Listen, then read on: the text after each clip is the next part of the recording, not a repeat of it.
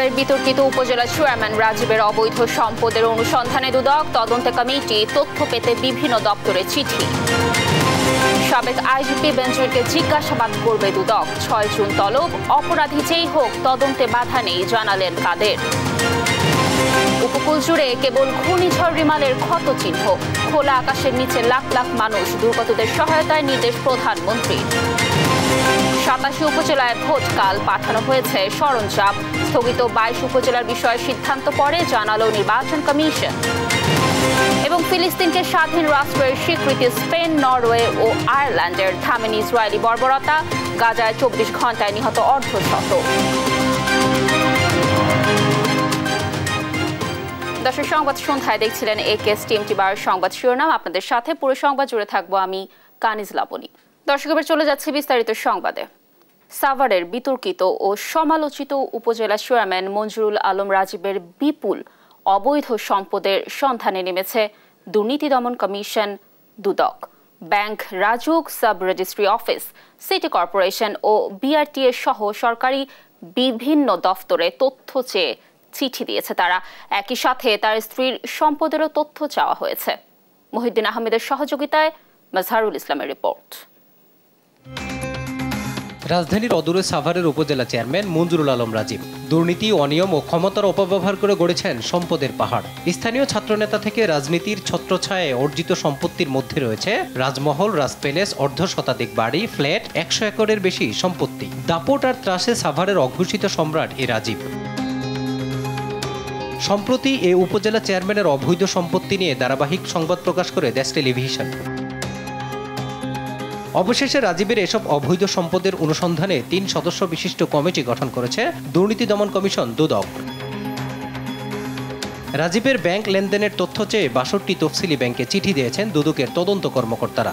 রাজুকের আওতাধীন এলাকায় রাজীব ও তার স্ত্রীর নামে কোনো ফ্ল্যাট ও প্লট আছে কিনা তা জানতে চেয়ে চিঠি দেওয়া হয়েছে রাজুককে। একই সাথে রাজধানীর আশেপাশের এলাকায় তার কোনো জমি আছে কিনা এবং তার কত সংখ্যক গাড়ি আছে সেগুলো জানতেও চিঠি দেওয়া হয়েছে সাব রেজিস্ট্রি অফিস এবং বিআরটিএ কার্যালয়ে। জনপ্রতিনিধিদের এমন অবৈধ সম্পত্তি অর্জনে হতাশা ব্যক্ত করে টিআইবির নির্বাহী পরিচালক বলছেন, দুর্নীতিবাদ জনপ্রতিনিধিরা সমাজের বিস্ফোরক। জনপ্রতিনিধিত্বের অবস্থান এবং তার মাধ্যমে ঊর্ধ্বতন পর্যায়ে রাজনৈতিকভাবে প্রভাবশালী ব্যক্তির সাথে যোগ সাজসের মাধ্যমে বা তার সহায়তায়, পৃষ্ঠপোষকতায় যদি অবৈধ বা বৈধের সাথে অসামঞ্জস্যপূর্ণ সম্পদের মালিকানা অর্জন করা হয়ে থাকে তাকে বিচারে আনতে হবে, সেটা যেই হোক না কেন। রাজীব বেনামে যে সম্পদ গড়েছেন তাতে অন্য কারো সংশ্লিষ্টতা থাকলে তদন্তে তাদের নামও উঠে আসবে বলে জানিয়েছেন দুদক। মাজহারুল ইসলাম, দেশ টিভি, ঢাকা। পুলিশের সাবেক মহাপরিদর্শক বেনজির আহমেদকে জিজ্ঞাসাবাদ করবে দুর্নীতি দমন কমিশন দুদক। একই সঙ্গে তার স্ত্রী ও সন্তানদেরও তলব করা হয়েছে। আগামী 6 জুন বেনজির আহমেদকে এবং 9 জুন তার স্ত্রী সন্তানদের হাজির হতে নোটিশ দেওয়া হয়েছে।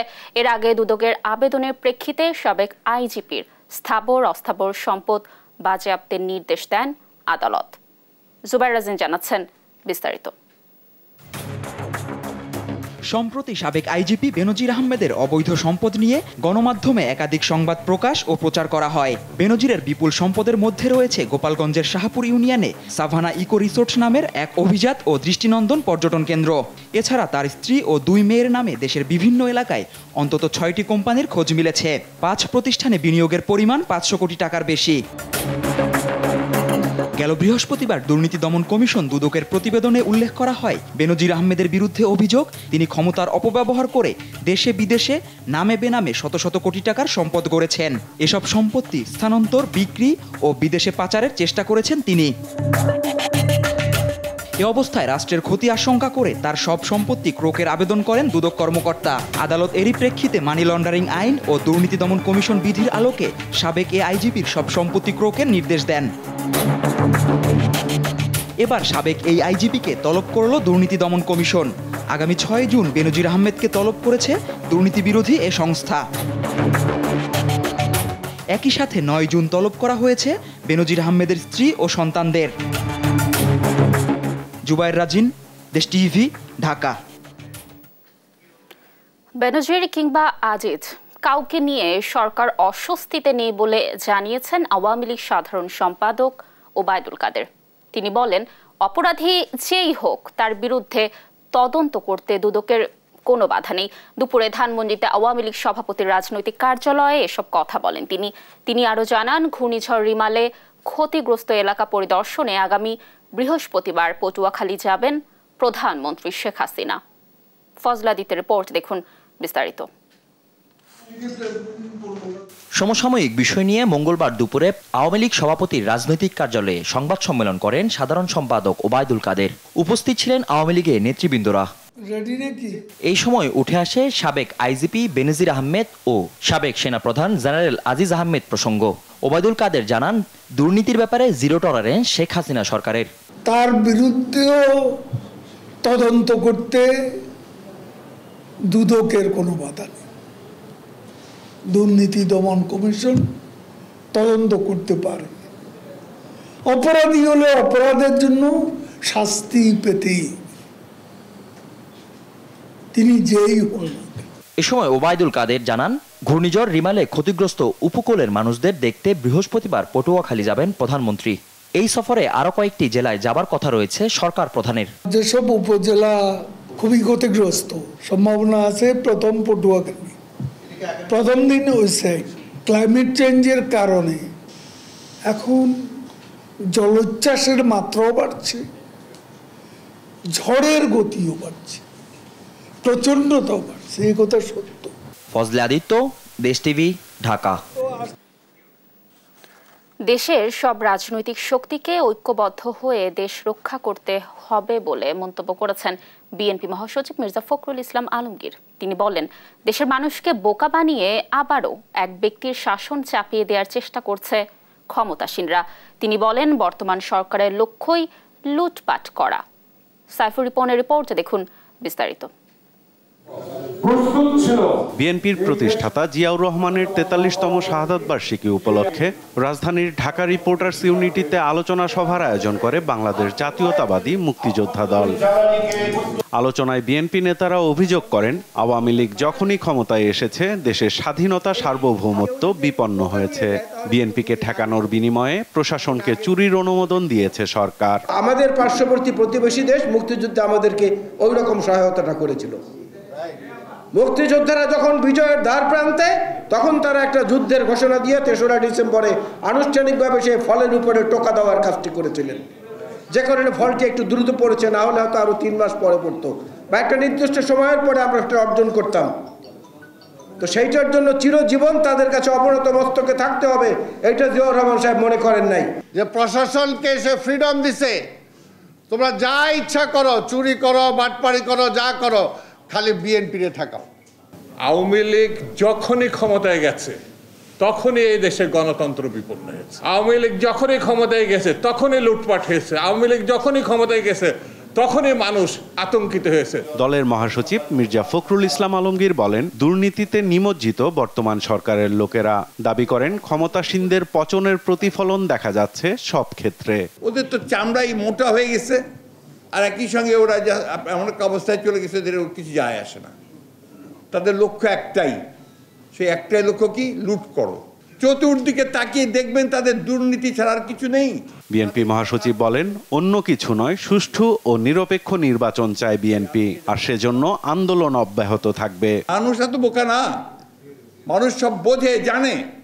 আপনার আবার ওই একই পদ্ধতিতে একই উপায়ে একটা দলীয় শাসন, একটা ব্যক্তির শাসন চাপিয়ে দিচ্ছেন, সমস্ত নির্মমতা করে হাজার হাজার মানুষকে হত্যা করে, নির্যাতন করে, গুম করে দিয়ে। এটা মানুষ খুব ভালো করে বোঝে। সময় হয়ে গেছে, ঘোরাঘুরি অনেক করেছেন, বহু করেছেন, এখন দয়া করে ঘোরাঘুরি বন্ধ করে সঠিকভাবে যেন আপনার দাফন টাফনটা ঠিক মতো হয়, আপনি যেন মানুষ আপনাকে মনে রাখতে পারে, সেইভাবে কিছু চিন্তা ভাবনা করে আপনারা সিদ্ধান্ত নেন। ঘূর্ণিঝড় রিমালে ক্ষতিগ্রস্তদের প্রতি সমবেদনা জানানোর পাশাপাশি প্যালেস্টাইনের নারকীয় হত্যাযজ্ঞের তীব্র নিন্দাও জানান মির্জা ফখরুল। শোক জানাতে চাই, তীব্র নিন্দা জানাতে চাই গাজা, রাফাতে যে নারকীয় গণহত্যা চলছে তার বিরুদ্ধে। সাইফুল রিপন, দেশ টিভি, ঢাকা। ঘূর্ণিঝড় রিমালের তাণ্ডবে উপকূল জুড়ে কেবল ক্ষতচিহ্ন। উপড়ে পড়েছে গাছপালা, নষ্ট হয়েছে বিস্তীর্ণ ফসলি জমি। এখনও পানিবন্দী লাখ লাখ মানুষ। উপকূলের বেশিরভাগ এলাকায় বন্ধ বিদ্যুৎ সরবরাহ। ক্ষতিগ্রস্তদের প্রয়োজন জরুরি সহায়তা। সহকর্মীদের পাঠানো তথ্যচিত্রে টুম্পা আফরোজের রিপোর্টে দেখুন বিস্তারিত। ঘূর্ণিঝড় রিমালের টানা 2 দিনের তাণ্ডবে ক্ষতচিহ্ন এখন স্পষ্ট। প্রাণহানি থেকে শুরু করে ঘরবাড়ি, ফসলি জমি, গাছপালা ও বৈদ্যুতিক ব্যবস্থার ব্যাপক ক্ষতি সাধন করেছে এটি। বরগুনায় ঘূর্ণিঝড় রিমালের তাণ্ডবে ভেঙে পড়েছে গাছপালা ও বৈদ্যুতিক খুঁটি। বিচ্ছিন্ন হয়েছে লাখো গ্রাহকের বিদ্যুৎ সংযোগ। গাছ ভেঙে পড়ে অনেক জায়গায় বন্ধ রয়েছে সড়ক যোগাযোগ। জোয়ারের পানিতে ডুবেছে বিস্তীর্ণ এলাকা। আগাম প্রস্তুতির কারণে প্রাণহানি না হলেও জলোচ্ছ্বাসে ভেসে গেছে গবাদি পশু, মাছের ঘের ও ফসলি ক্ষেত। বাড়িঘর ও জনপদ ভাসছে নোনা পানিতে। টানা 2 দিনের তাণ্ডবে ক্ষতবিক্ষত ভোলার বিস্তীর্ণ উপকূল। অনেকেই আশ্রয় নিয়েছেন খোলা আকাশের নিচে, কেউ বা ভাঙা ঘরে কষ্টে দিন কাটাচ্ছেন। আমার ঘরের টিন সব পুরো নিয়ে গেছে। এখন আমি আমার ছেলের সন্তান নিয়ে খুব কষ্টে আছি। ঘরে থাকতে অনেক কষ্ট হচ্ছে। বাচ্চা কাচ্চা নিয়ে আমরা সাইকেল সেন্টারে ছিলাম, খাওয়া দাওয়া করতে পারিনি। ভোলায় ঝড়ে 2000-এর বেশি ঘর সম্পূর্ণভাবে ও 5000-এর বেশি ঘর আংশিক ক্ষতি হয়েছে। এছাড়া ক্ষতিগ্রস্ত হয়েছে 17,000 হেক্টর জমির ফসল। ক্ষতিগ্রস্ত ও নিহতের পরিবারকে সহায়তার আশ্বাস দিয়েছে জেলা প্রশাসক। আশা করছি যে মন্ত্রণালয়ের এই সহযোগিতা আমাদের ভোলা জেলার অনুকূলে আসবে এবং মানুষদেরকে এই ঘূর্ণিঝড়ের যে ক্ষতিকর বিষয় সেটি থেকে তাদেরকে পুনর্গঠিত করার সুযোগ সৃষ্টি হবে। এদিকে ঘূর্ণিঝড় রিমালের আঘাতে একেবারে বিধ্বস্ত হয়েছে উপকূলীয় জেলা পটুয়াখালী। জোয়ারের পানিতে পানিবন্দী হয়ে পড়েছে হাজার হাজার মানুষ। ঘূর্ণিঝড়ের আঘাতে ভেঙে পড়েছে সমুদ্র ঘেঁষা আরেক জেলা বাগেরহাটের সড়ক যোগাযোগ। বিধ্বস্ত হয়েছে ঘরবাড়ি। পিরোজপুরের ভান্ডারিয়ায় সোমবার রাতে রিমেলের আঘাতে গাছ চাপায় এক বৃদ্ধ দম্পতির প্রাণ গেছে। একই এলাকায় পানিতে ডুবে মৃত্যু হয়েছে আরও এক শিশুর। আপাতত বড় সড়কগুলোর যোগাযোগ ব্যবস্থা করা সম্ভব হয়েছে। আমাদের ইলেকট্রিক তারের উপর গাছ ভেঙে পড়ায় আমাদের বিদ্যুৎ সংযোগে আরো সময় লাগবে। ঘূর্ণিঝড় রিমাল প্রথম আঘাত হানে সুন্দরবন কোলঘেঁষা জেলা সাতক্ষীরায়। বাঁধ ভেঙে ভেসে গেছে ঘেরের মাছ, ভেঙে পড়েছে কাঁচা বাড়ি ঘর ও গাছপালা। তবে প্রশাসনের কর্মকর্তারা বলছেন ক্ষয়ক্ষতির সঠিক হিসাব পেতে আরও কিছুটা সময় লাগতে পারে। এদিকে নরসিংদীর ছগরিয়াপাড়ায় ঝড়ের তোড়ে ইটের স্ট্যাক ধসে পড়ে মৃত্যু হয়েছে এক দম্পতির। সেই সঙ্গে টানা ঝড় বৃষ্টিতে রাজধানীর পাশের জেলার নারায়ণগঞ্জে সৃষ্টি হয় জলাবদ্ধতা। ঘরবাড়ি, গাছপালা উপড়ে পড়া সহ বিদ্যুতের খুঁটি উপড়ে পড়ে বিদ্যুৎ বিচ্ছিন্ন অনেক এলাকা। খাগড়াছড়ির আলুটিলায় সোমবার সন্ধ্যা থেকে ভারী বৃষ্টিপাতে সড়কে গাছ ও বৈদ্যুতিক খুঁটি উপড়ে পড়লে গাছ কাটার সময় বিদ্যুৎ স্পৃষ্ট হয়ে এক ফায়ার সার্ভিস কর্মীর মৃত্যু হয়েছে। এছাড়া জেলা সদরসহ বেশ কয়েকটি এলাকা প্লাবিত হয়েছে। চেঙ্গি নদী ও মাইনি নদীতে বিপদসীমার কাছাকাছি দিয়ে পানি প্রবাহিত হচ্ছে। এদিকে বান্দরবানে ভারী বৃষ্টিপাতে রুমা-থানচি সড়কের 5 কিলোমিটার এলাকায় বেইলি ব্রিজ ধসে জেলা শহরের সাথে ভারী যান চলাচল বন্ধ রয়েছে। একই সাথে সোমবার দুপুর থেকেই বিদ্যুৎ বিচ্ছিন্ন রয়েছে জেলা সদর, থানচি, রুমা ও নাইক্ষ্যংছড়ি উপজেলা। টুম্পা আফরোজ, নিউজ ডেস্ক, দেশ টিভি। ঘূর্ণিঝড় রিমালে ক্ষতিগ্রস্তদের পাশে দাঁড়াতে সরকারি কর্মকর্তাদের নির্দেশ দিয়েছেন প্রধানমন্ত্রী শেখ হাসিনা। বর্ষার আগে ক্ষতিগ্রস্ত বাঁধ মেরামতে নির্দেশ দিয়েছেন তিনি। সরকার প্রধান আরও বলেছেন, ঋণ নিয়ে রোহিঙ্গাদের জন্য ব্যয় করবে না সরকার। জান্নাতুল মোহনা রিপোর্টে দেখুন বিস্তারিত। ঘূর্ণিঝড় রিমালে বিধ্বস্ত উপকূল। মাথা গোঁজার ঠাঁই হারিয়েছেন লাখ লাখ মানুষ। ক্ষতি হয়েছে উপকূল এলাকার বেড়িবাঁধের। এখনও বিদ্যুৎ বিচ্ছিন্ন কোটি কোটি মানুষ। মঙ্গলবার রাজধানীর শেরেবাংলা নগরের এনইসি সম্মেলন কক্ষে অনুষ্ঠিত জাতীয় অর্থনৈতিক পরিষদের নির্বাহী কমিটি একনেক সভায় উঠে আসে রিমাল। সভার চেয়ারপারসন প্রধানমন্ত্রী শেখ হাসিনা ঘূর্ণিঝড় দুর্গতদের পাশে দাঁড়াতে নির্দেশ দিয়েছেন সরকারি কর্মকর্তাদের। পাশাপাশি যেসব বাঁধ ক্ষতিগ্রস্ত হয়েছে সেগুলো দ্রুত সংস্কারেরও নির্দেশ দেন। সভা শেষে সংবাদ সম্মেলনে এ নির্দেশনার কথা জানান পরিকল্পনা মন্ত্রী। প্রধানমন্ত্রী পানির জন্য বললেন পানির ব্যবস্থা করতে, যাতে পীড়া না দেখা দেয়। এটা হলো বড় প্রয়োজনীয়তা।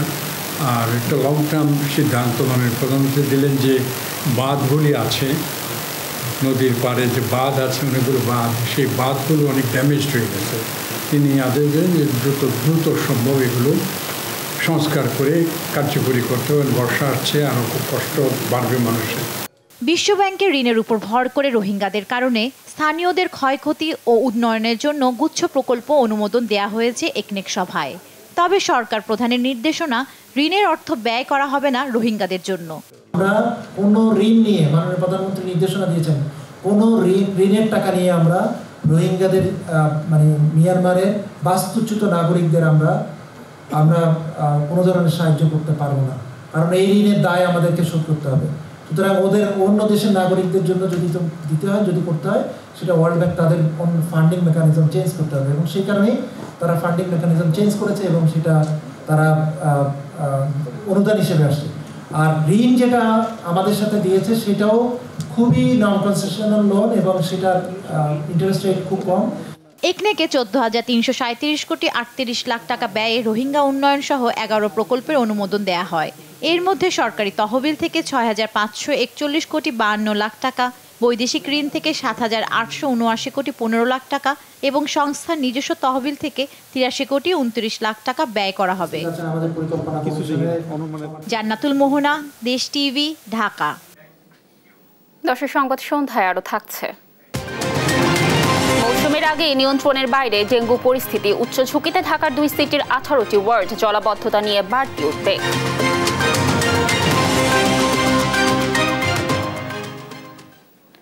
ঝিনাইদহ 4 আসনের সংসদ সদস্য আনোয়ারুল আজিম আনার হত্যার রহস্য উদ্ঘাটনে কলকাতায় তৃতীয় দিনের মতো ব্যস্ত ঢাকা মহানগর গোয়েন্দা পুলিশের প্রতিনিধি দল।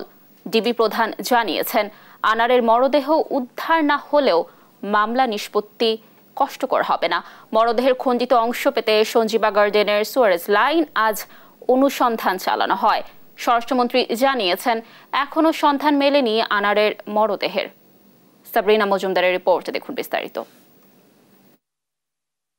ঝিনাইদহ 4 আসনের সংসদ সদস্য আনোয়ারুল আজিম আনার হত্যার রহস্যের এখনো কোনো কুলকিনারা হয়নি। এখনো মিলেনি মরদেহ কিংবা মরদেহের কোনো অংশ। কলকাতা পুলিশের পাশাপাশি রহস্য উদ্ঘাটনে চেষ্টা চালিয়ে যাচ্ছে দেশের আইন শৃঙ্খলা বাহিনী। কলকাতায় তৃতীয় দিনের মতো ব্যস্ত সময় কাটিয়েছে ঢাকা মহানগর গোয়েন্দা পুলিশের প্রতিনিধি দল। ডিবি প্রধান হারুন অর রশিদ জানান, এমপি আনারের মরদেহের খণ্ডিত অংশ পেতে সঞ্জীবা গার্ডেনের পাশের হাতিশালা লেক এবং ভবনটির সুয়ারেজ লাইনে অনুসন্ধানের অনুরোধ জানিয়েছেন তারা। সুয়ারেজ লাইনটা যেটা, অর্থাৎ বাসার ভিতরে যে 3টা কমোড আছে, এটার ফ্লাশ করার পরে যে সুয়ারেজ লাইনটা, এই লাইনটাও ভাঙার জন্য আমরা ওনাদেরকে রিকোয়েস্ট করেছি, এবং হাতিশালা ব্রিজের পাশে যে ক্যানেলটা, এটাও সার্চ করতে ওনাদেরকে রিকোয়েস্ট করেছি আমরা, সেটাও করবে। বিকালে ঢাকায় সচিবালয়ে স্বরাষ্ট্রমন্ত্রী জানান, এমপি আনারের মরদেহ নিয়ে স্পষ্ট কোনো খবর নেই। এখনো আমাদের কাছে তার মরদেহ সম্বন্ধে কোনো খবর, আমাদের স্পষ্ট কোনো খবর আমাদের কাছে আসেনি। আমাদের গোয়েন্দা ওখানে গিয়েছে, ঢাকা থেকে আমাদের বাংলাদেশ থেকে 3 জন গোয়েন্দা সদস্য সেখানে গিয়েছেন। ভারতের পুলিশও কাজ করছেন। আনারের নির্বাচনী আসন ঝিনাইদহ 4 শূন্য ঘোষণার বিষয়ে জানান, সংবিধান অনুযায়ী ব্যবস্থা নেবেন স্পিকার। এটা স্পিকার জানেন, এটা সিদ্ধান্ত তিনিই দিবেন। এখানে কনস্টিটিউশন অনুযায়ী তিনি সিদ্ধান্ত নেবেন। সাবরিনা মজুমদার, দেশ টিভি, ঢাকা। রাত পোহালেই শুরু হচ্ছে তৃতীয় ধাপের 87টি উপজেলা নির্বাচনের ভোট গ্রহণ। সকাল 8টা থেকে ভোট গ্রহণ শুরু হয়ে চলবে বিকেল 4টা পর্যন্ত। তবে ঘূর্ণিঝড় রিমালে ক্ষতিগ্রস্ত উপকূলীয় 22টি উপজেলায় নির্বাচন স্থগিত করা হয়েছে। এসব উপজেলায় নির্বাচনের তারিখ পরে জানানো হবে বলে জানিয়েছেন নির্বাচন কমিশনার মোহাম্মদ আলমগীর। সহকর্মীদের পাঠানো তথ্যচিত্রে শুভশ্রী রায়ের ডেস্ক রিপোর্ট। মঙ্গলবার সকাল থেকে শুরু হয় কেন্দ্রে কেন্দ্রে সরঞ্জাম পাঠানোর কার্যক্রম। জেলা রিটার্নিং অফিসার কার্যালয় থেকে নির্বাচনী সরঞ্জাম বুঝে নেন প্রিসাইডিং কর্মকর্তারা। সকালে রংপুরের 2টি উপজেলায় ভোট কেন্দ্রে পাঠানো হয় ব্যালট পেপার সহ নির্বাচনী সরঞ্জাম। অবাধ, সুষ্ঠু ও গ্রহণযোগ্য নির্বাচন করতে সব প্রস্তুতি নেওয়ার কথা জানান নির্বাচন সংশ্লিষ্টরা। ইতিমধ্যে আমাদের প্রস্তুতিমূলক কার্যক্রম আমরা সম্পন্ন করে ফেলেছি এবং কেন্দ্রে কেন্দ্রে মালামাল বন্টন হয়ে গেছে। দুপুর থেকে ময়মনসিংহের ফুলবাড়িয়া, ত্রিশাল ও ঈশ্বরগঞ্জ উপজেলায় শুরু হয় নির্বাচনী সরঞ্জাম বিতরণ। পরে কেন্দ্রে কেন্দ্রে পুলিশি নিরাপত্তায় এইসব সামগ্রী পৌঁছে দেওয়া হয়। বগুড়া সদরের ১৪৬টি কেন্দ্র সহ ৩৩২টি কেন্দ্রে পাঠানো হয়েছে নির্বাচনী সরঞ্জাম। নির্বাচনকে সুষ্ঠু করতে সার্বিক প্রস্তুতি সম্পন্ন করা হয়েছে বলে জানান কর্মকর্তারা। বগুড়া সদর উপজেলার নির্বাচনের যে সার্বিক আইন শৃঙ্খলা পরিস্থিতি এটি এখনো পর্যন্ত ভালো রয়েছে এবং আমরা ৪ প্লাটুন বিজিবি পেয়েছি। দুপুরে লক্ষ্মীপুর সদর উপজেলা কার্যালয় থেকে কেন্দ্রে কেন্দ্রে পাঠানো হয়েছে নির্বাচনী মালামাল। সে সাথে মানিকগঞ্জ সদর এবং সাটুরিয়া উপজেলার ১৭৬টি ভোট কেন্দ্রে ইভিএম সহ অন্যান্য সরঞ্জাম বিতরণ করা হয়। এছাড়া কুমিল্লা, শরীয়তপুর, ফেনী, রাঙ্গামাটি সহ অন্যান্য উপজেলায় ভোটের সরঞ্জাম পাঠানো হয়েছে। তৃতীয় ধাপে ফেনী সদর, দাগনভূঞা ও সোনাগাজী উপজেলায় হবে ভোট গ্রহণ। কেন্দ্রে কেন্দ্রে পৌঁছে দেওয়া হয় ভোটের সামগ্রী। মঙ্গলবার ৯০ উপজেলায় ভোট সুষ্ঠু করতে সকল প্রস্তুতি নেওয়া হয়েছে বলে জানিয়েছেন ইসি আলমগীর। আমরা কোনো ধাপেই আশা করি না যে কোনো সংশোধন হবে, কারণ আমরা সবসময় চাই যেহেতু আইন শৃঙ্খলা বাহিনী খুব কঠোর অবস্থানে আছে, নির্বাচনের যারা পরিচালনার দায়িত্বে আছেন তারা কঠোর অবস্থানে আছে, কমিশন কঠোর অবস্থানে আছে। তবে ঘূর্ণিঝড় রিমালের কারণে স্থগিত ১৯ উপজেলার ভোট কবে হবে সে সিদ্ধান্ত পরে জানানো হবে বলেও জানান নির্বাচন কমিশনার। যেগুলো বন্ধ আছে এগুলোর ডেট কবে হয় এখনো আমরা আলোচনা করে ঠিক করিনি, কারণ এটা ডিপেন্ড করবে আবহাওয়া কেমন থাকে, এক স্থানীয় ভাবে কবে করা যায় সেই স্থানীয় প্রশাসনের একটা প্রস্তুতির ব্যাপার আছে, ৩ নম্বর সামনে ঈদ আছে, কোরবানি ঈদ, এই সমস্ত বিষয় বিবেচনা করে এবং যেহেতু আমাদের চতুর্থ ধাপে আরেকটা নির্বাচন আছে, তো চতুর্থ ধাপ যেহেতু ৫ তারিখে নির্বাচন, এরপরেই বোঝা যাবে আসলে কবে করা যাবে। তৃতীয় ধাপের এই নির্বাচনে কোথাও ব্যালট আবার কোথাও ইভিএম এ ভোট অনুষ্ঠিত হবে। সকাল ৮টা থেকে বিকাল ৪টা পর্যন্ত চলবে ভোট গ্রহণ। শুভশ্রী রায়, নিউজ ডেস্ক, দেশ টিভি। ঘূর্ণিঝড় রিমালের প্রভাবে রাতভর বৃষ্টিতে রাজধানীতে জলাবদ্ধতা সৃষ্টি হয়েছে। কোথাও কোথাও এখনো ঘরের ভেতরেই রয়েছে পানি। এতে চরম ভোগান্তিতে পড়তে হচ্ছে নগরবাসীকে। এছাড়া রাজধানীর বিভিন্ন এলাকায় ভেঙে পড়েছে গাছ, যার ফলে সৃষ্টি হয়েছে তীব্র যানজটের। মাইনুদ্দিন আরিফের রিপোর্টে দেখুন বিস্তারিত। ঘূর্ণিঝড় রিমাল কেটে গেলেও রাতভর বৃষ্টিতে ভোগান্তি বাড়ে। রাজধানীর বিভিন্ন এলাকায় দেখা দেয় জলাবদ্ধতা। কর্মব্যস্ত দিনে শিক্ষার্থী এবং কর্মজীবী মানুষের ভোগান্তির যেন শেষ নেই। প্রচুর পানি, ঘরের ভেতরে কোনো কর্ম যাওয়ার পাইতেছি না, বাইরে তো পাইতেছি না। পানি চুলকায়, কষ্ট হয় চলাফেরা করতে। এখন বাসাবাড়িতে কাজ করতে গেলে তো যাইতি। এই যে রাত্রে করে রিক্সা আসে না। কালকে আমি যখন রাত্রে 11টার দিকে আসছি, ধরেন যে কোনো ধরনের রিক্সা এখানে ঢুকতে চায় না। ধানমন্ডির কাঁঠাল বাগানের চিত্র এটি। বুক সমান পানি নিয়ে নির্ঘুম রাত কাটান এখানকার বাসিন্দারা। বলছেন সামান্য বৃষ্টিতে তলিয়ে যায় সড়কটি। এই যে আকাশে মেঘ দেখা যায়, বাস খালি পানি পড়লেই চলে, আর পানি নামে না। হালকা বৃষ্টি হলে পানি জমে যায়। সড়কের পাশে প্রাইমারি স্কুল থাকায় ভোগান্তিতে পড়তে হয়েছে শিক্ষার্থীদেরও। কালকে স্কুল যাইতে পারিনি, আজকে তো একটু পানি কম ছিল দেখে আজকে যাইতে পারছি। খেটে খাওয়া মানুষ, শিক্ষার্থী, কর্মজীবী যারা এই সড়ক দিয়ে পারাপার হচ্ছেন সবাইকে পড়তে হচ্ছে ভোগান্তিতে। কারণ সামান্য বৃষ্টি কিংবা ভারী বৃষ্টি হলেই সড়ক তলিয়ে যায় পানির নিচে। আর এই পানি অনেক সময় ঘর বাড়িতে উঠে, যেটিতে রাত জেগে অপেক্ষা করতে হয় নাগরিকদের। তারা বলছেন খোদ রাজধানীর ভেতরেই এমন জলবদ্ধতা কোনোভাবেই কাম্য নয়। এদিকে ঝড়ো বাতাসে গ্রিন রোড ও ঢাকা বিশ্ববিদ্যালয়ের জগন্নাথ হলের সামনে ভেঙে পড়েছে বেশ কয়েকটি গাছ। মাইনুদ্দিন আরিফ, দেশ টিভি, ঢাকা। দর্শক, সংবাদ সন্ধ্যায় আরো থাকছে। প্রস্তুতি ম্যাচে রাতে মাঠে নামছে বাংলাদেশ। যুক্তরাষ্ট্রের সাথে লড়াই এবার বিশ্বকাপ ভেন্যু ডালাসে।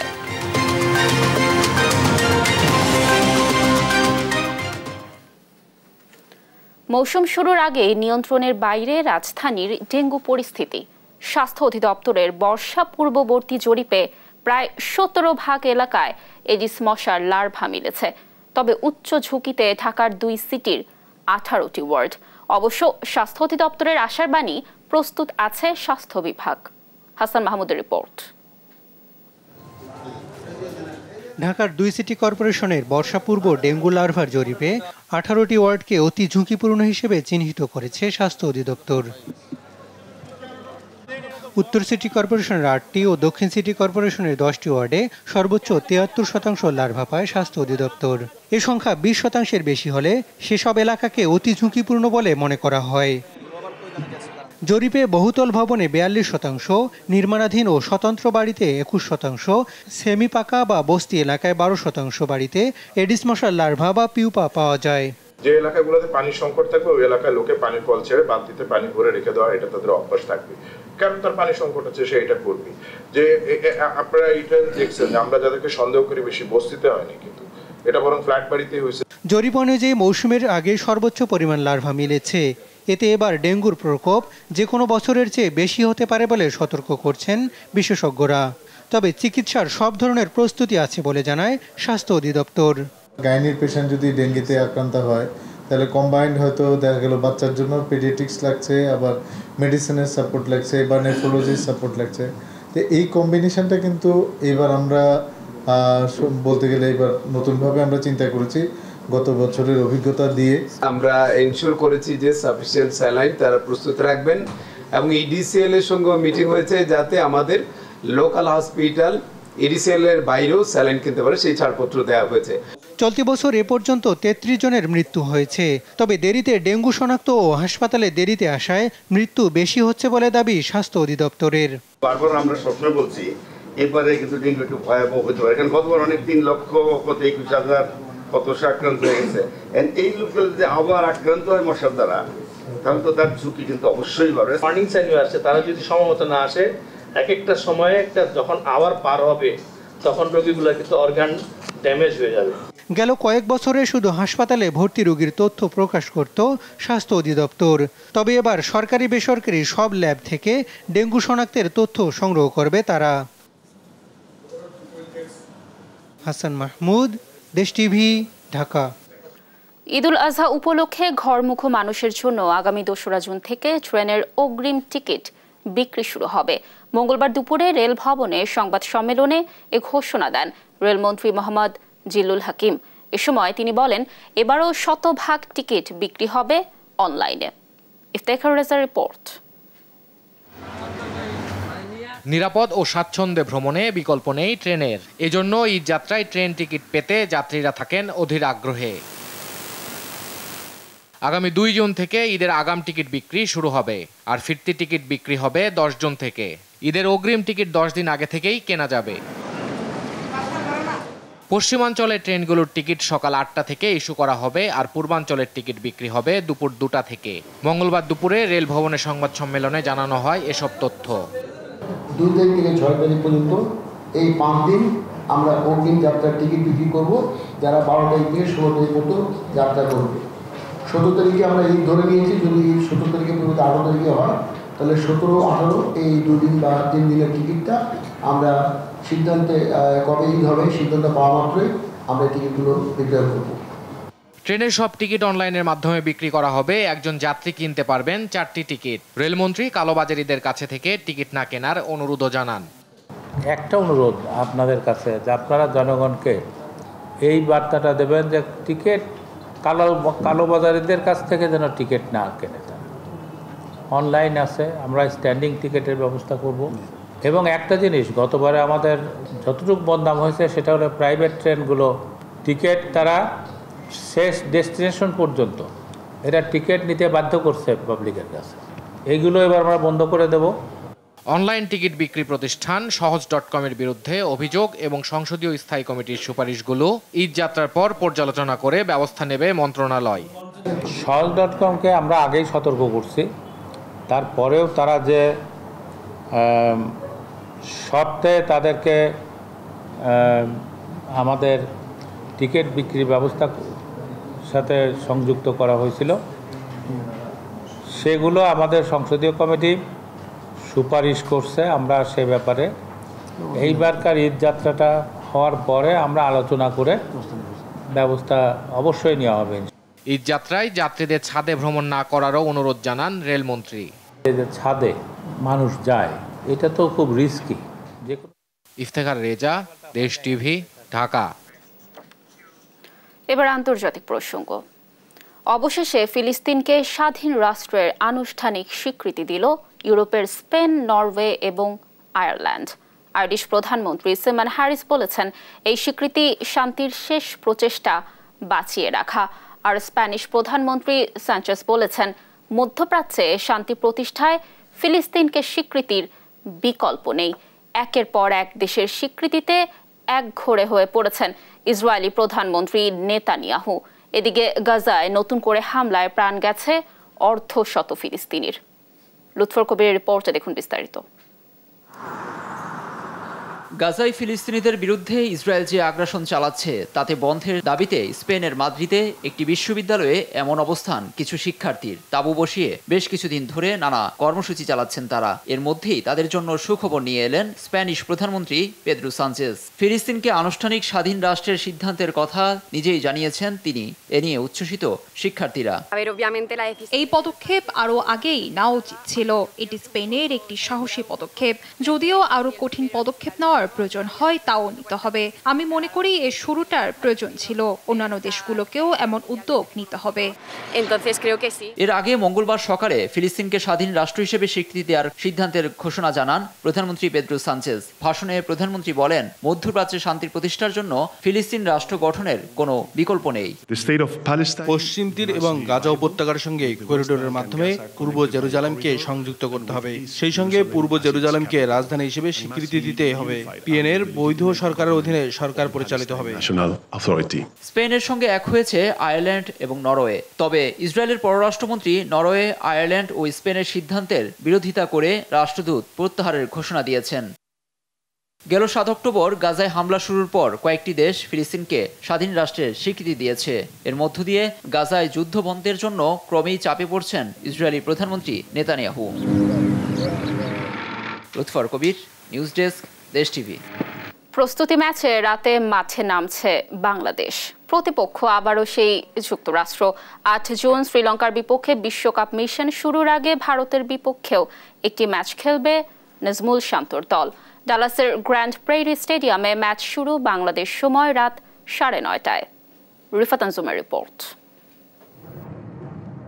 3 দিনের ব্যবধানে একই প্রতিপক্ষের বিপক্ষে মাঠে নামছে বাংলাদেশ। টি-20 সিরিজের পর এবার বিশ্বকাপ প্রস্তুতি ম্যাচ। গা গরমের ম্যাচ হলেও নিজেদের ভুল শুধরানোর আরও একটা সুযোগ পাচ্ছে ক্রিকেটাররা।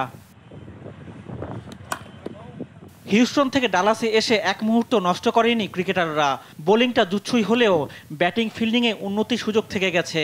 তাই গ্র্যান্ড প্রেরি স্টেডিয়ামে কোচিং স্টাফ থেকে ক্রিকেটার সবার মধ্যে সিরিয়াসনেস। তৃতীয় টি-20তে রেকর্ড জয় এলেও ব্যাটিং নিয়ে দুশ্চিন্তা কাটেনি। তানজিদ, সৌম্য, লিটনদের রানে ফেরার চ্যালেঞ্জ থেকে যাচ্ছে। অধিনায়ক শান্তকে পারফর্ম করতে হবে সামনে থেকে। একই সঙ্গে নেতৃত্বের পরীক্ষায়ও সফল হতে হবে। মিডল অর্ডার ব্যাটারে সাকিব, হৃদয়, মাহমুদুল্লাহর বাড়তি দায়িত্ব। গ্র্যান্ড প্রেরিতে লম্বা সেশনে অংশ নেন তারা। রিশাদ, জাকের, মেহেদিরাও প্রস্তুতি সেরেছেন। বোলাররা ছন্দে থাকলেও আরও নিখুঁত হতে লাইন লেন্থে মনোযোগ দিয়েছেন। নেটে ঘণ্টাখানেক শান দেন মুস্তাফিজ, শরীফুল, তানজিমরা। 1 জুন আরও একটা প্রস্তুতি ম্যাচ খেলবে শান্তর দল। নিউ ইয়র্কের নাসাউ কাউন্টি স্টেডিয়ামে প্রতিপক্ষ সাবেক বিশ্ব চ্যাম্পিয়ন ভারত। রিফাত আনজুম, দেশ টিভি, স্পোর্টস ডেস্ক। দর্শক, শেষ করব সংবাদ সন্ধ্যা। তার আগে শিরোনামগুলো জানিয়ে দিচ্ছি আরও একবার।